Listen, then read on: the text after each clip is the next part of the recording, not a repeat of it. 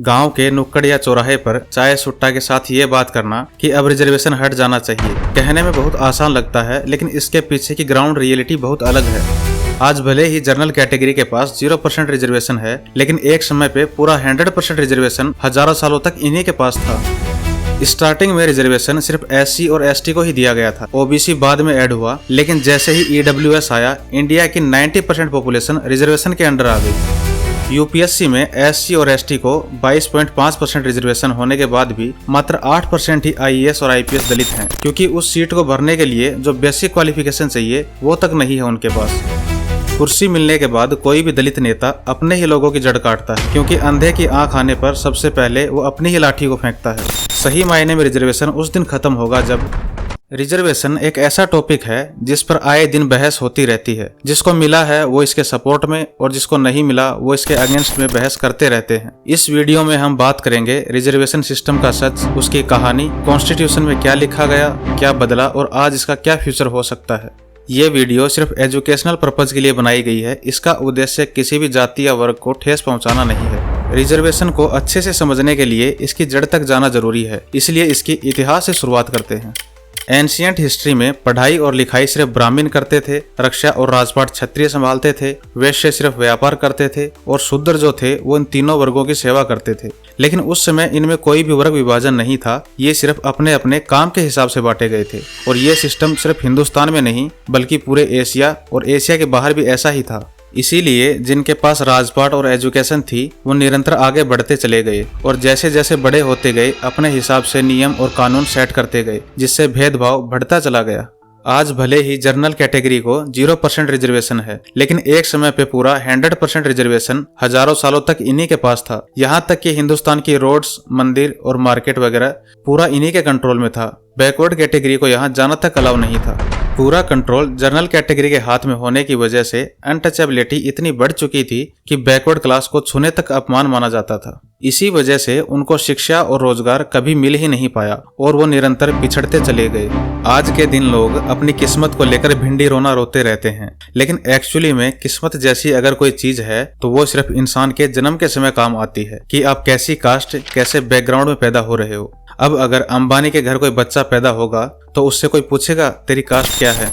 प्राचीन इतिहास और मध्यकालीन इतिहास में सालों तक यही सिस्टम चलता रहा, लेकिन आधुनिक इतिहास में जब भारत की आजादी को लेकर आवाज उठाई जा रही थी तब पहली बार 1920 में बैकवर्ड कास्ट ने अपने लिए आवाज उठाई। इसी के चलते 1921 के मद्रास प्रेसिडेंसी में पहली बार आरक्षण पर चर्चा हुई और 1932 में पूना पैक्ट के तहत पहली बार पॉलिटिक्स में आरक्षण दिया गया। आजादी के बाद डॉक्टर भीमराव अंबेडकर को संविधान लिखने की जिम्मेदारी दी गई। क्योंकि भीमराव अंबेडकर खुद एक दलित परिवार से थे तो उन्होंने उस अपमान और भेदभाव को महसूस किया था जो निचली जातियों को झेलना पड़ता था। इसीलिए उन्होंने आरक्षण को एक सामाजिक न्याय का औजार बनाया ताकि हर वर्ग को बराबरी का हक मिल सके। 26 जनवरी 1950 को जब संविधान लागू हुआ तो SC और ST को 10 साल के लिए आरक्षण दिया गया। स्टार्टिंग में SC को 15% और ST को 7.5% रिजर्वेशन दिया गया। याद रहे, यहाँ तक OBC के लिए कोई आरक्षण का प्रावधान नहीं था। जब मोरारजी देसाई देश के प्रधानमंत्री बने तो उन्होंने 1979 में मंडल कमीशन की स्थापना की, जिसमें OBC को 27% रिजर्वेशन देने की घोषणा की गई। लेकिन इसे लागू किया VP सिंह ने जब वो 1989 में देश के प्रधानमंत्री बने। चलिए अब इस पूरे रिजर्वेशन सिस्टम को अच्छे से समझते हैं। वर्तमान में इंडिया की पॉपुलेशन लगभग 145 करोड़ है, जिसमें 16.6% SC, 8.6% ST और 52% OBC है। मतलब इस हिसाब से इंडिया में लगभग 77% बैकवर्ड क्लास और 23% जनरल क्लास है। इसी परसेंटेज के हिसाब से अगर रिजर्वेशन देखें तो SC की 16.6% पॉपुलेशन में 15% रिजर्वेशन, ST की 8.6% पॉपुलेशन में 7.5% रिजर्वेशन और OBC की 52% पॉपुलेशन में 27% रिजर्वेशन मिला हुआ है। मतलब अकॉर्डिंगली 77% बैकवर्ड क्लास में 49.5% रिजर्वेशन मिला हुआ है। याद रहे, अभी इसमें EWS रिजर्वेशन ऐड नहीं हुआ है। EWS क्या है ये हम आगे बात करेंगे। आज के दिन 2 कास्ट में किसी बच्चों को ये बताकर चिढ़ाया या इंट्रोड्यूस करवाया जाता है कि ये ST SC का बंदा है, इसके 52% थे और ये जर्नल का बंदा है, इसके 80% थे। फिर भी रिजर्वेशन की वजह से ST SC वाले बंदे का सिलेक्शन हो गया।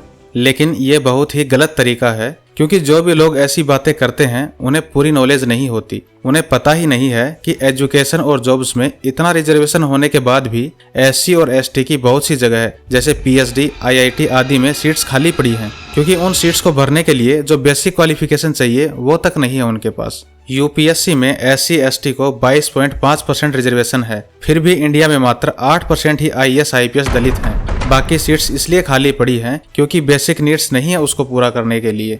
इसका एक बड़ा सवाल उन लोगों पर भी खड़ा होता है जिन्होंने रिजर्वेशन के बलबूते पर खुद तो नौकरी हासिल कर ली या नेता बन गए, लेकिन उस कुर्सी पर बैठने के बाद उन्होंने अपने लोगों के लिए क्या किया। ऐसे लोगों ने सिर्फ अपनी कास्ट को मात्र वो कुर्सी पाने के लिए सहारा बनाया, क्योंकि जब अंधे की आंख आती है तो वो सबसे पहले अपनी लाठी को ही फेंकता है जिसने उसका वहां तक सहारा दिया था। इसीलिए पॉलिटिक्स में जनरल कैटेगरी के नेता आरक्षण को बढ़ाने के पक्ष में और बैकवर्ड कैटेगरी के नेता आरक्षण को कम करने के पक्ष में लगे रहते हैं, क्योंकि दोनों को ही अपनी अपनी सीट खोने का खतरा लगा रहता है। कुछ लोगों को गलतफहमी है कि रिजर्वेशन लोगों को फाइनेंशियली इक्वल करने के लिए बनाया गया था, लेकिन जब आप रिजर्वेशन से रिलेटेड आर्टिकल 14, 15 और 16 पढ़ोगे तो आपको पता चलेगा इस रिजर्वेशन का मकसद सिर्फ भेदभाव और अनटचेबिलिटी को हटाना था, और ये तभी हो सकता था जब बैकवर्ड कैटेगरी को आगे आने का मौका मिलता। EWS economically weaker sections reservation general category में उन लोगों को दिया जाता है जो गरीबी रेखा के नीचे आते हैं।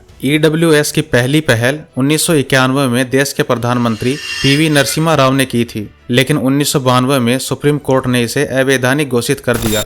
लेकिन फिर 2019 में मोदी सरकार ने 103वां संविधान संशोधन कर 10% EWS रिजर्वेशन को कानूनी रूप से वैध कर दिया, और इस तरह टोटल रिजर्वेशन 49.5 से बढ़कर 59.5% हो गया। मोस्टली EWS रिजर्वेशन उन जनरल कैटेगरीज को दिया जाता है जिनकी एनुअल इनकम 8 लाख से कम होती है, और ये डेटा भी उनकी लास्ट ईयर की इनकम से डिसाइड होता है। मतलब किसी व्यक्ति की एनुअल इनकम आज से 2 साल पहले 15 लाख थी, लेकिन पिछले साल किसी कारण से घटकर 8 लाख से नीचे आ गई, तो भी वो EWS रिजर्वेशन का हकदार होगा। लेकिन एक गवर्नमेंट जॉब्स को छोड़कर आप किसी का पता नहीं लगा सकते कि इसका प्रबल दावेदार कौन है, क्योंकि आज के दिन थोड़े से पैसे देकर फेक इनकम सर्टिफिकेट बनवाना बहुत आसान है। और कुछ लोगों ने तो इसका इस हद तक फायदा उठाया कि जब उनके बच्चों की जॉब लगने वाली थी उससे कुछ दिन पहले जॉब छोड़कर EWS बनवा लिया और उसके बाद वापस जॉब ज्वाइन कर ली। यही रीजन है कि आज के दिन पूरे इंडिया की 90% जनरल कैटेगरी EWS के अंडर में आती है। रिजर्वेशन को कॉन्स्टिट्यूशन के तहत पूरे देश में एज ए फैमिली लागू किया गया था, जिसका मकसद सभी को इक्वलिटी देना था। लेकिन यही इक्वलिटी देश के लिए एक तरह का डिस्क्रिमिनेशन बन गई। आपने देखा भी होगा कि भले ही रूरल एरियाज में कोई पैसे वाला हो, अगर वह दलित वर्ग से है तो आज भी उसके साथ जाति को लेकर भेदभाव किया जाता है, क्योंकि इंसान की जाति एक ऐसी चीज है जो कभी नहीं जाती। आज़ादी के बाद या पहले बहुत से ऐसे लोग हुए जिन्होंने अपना धर्म चेंज किया, लेकिन आज तक किसी ने अपनी जाति चेंज की हो ऐसा बहुत कम सुनने को मिलता है। आज के दिन लोग चाहें तो फेक कास्ट सर्टिफिकेट बनवाकर रिजर्वेशन का फायदा उठा सकते हैं, लेकिन कोई भी अपर कास्ट अपनी कास्ट को नीचे नहीं करना चाहती, क्योंकि उसे अच्छे से पता होता है कि पैसों से ज्यादा जिल्लत उसे भेदभाव को लेकर झेलनी पड़ेगी। सबसे बड़ा सवाल, गवर्नमेंट रिजर्वेशन बंद क्यों नहीं करती? आज के दिन डेवलपमेंट से ज्यादा धर्म और कास्ट के आधार पर वोट मांगना आसान है। इसीलिए गवर्नमेंट ने आरक्षण, जिसकी शुरुआत 22% से हुई थी, उसको कम करने की बजाय बढ़ाते बढ़ाते 60% तक ले आए। अपनी सरकार को खोने के डर से आज तक किसी नेता ने इसको हाथ तक नहीं लगाया, और यही कारण है कि एक्चुअली में जिसको रिजर्वेशन मिलना चाहिए था उसे कभी मिला ही नहीं, और यही सिलसिला आगे भी चलता रहेगा।